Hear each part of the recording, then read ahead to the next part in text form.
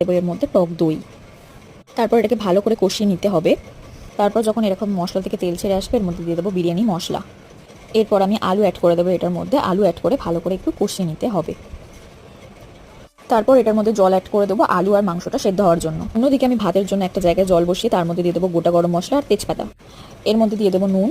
নুনের পরিমাণটা হবে সমুদ্রের জল ঠিক যতটা লবণাক্ত ঠিক সেই রকম। জল ফুটে উঠলে এটার মধ্যে আমরা চাল দিয়ে দেবো। আমি চালটা 70% কুক করে ভাতটা ছেঁকে নিয়েছি। এদিকে মাংস আর আলুটাও মোটামুটি সেদ্ধ হয়ে গেছে 80%-এর মতন। আর এর মধ্যে আমি দিয়ে দিচ্ছি গোলাপ জল আর কেওড়া জল।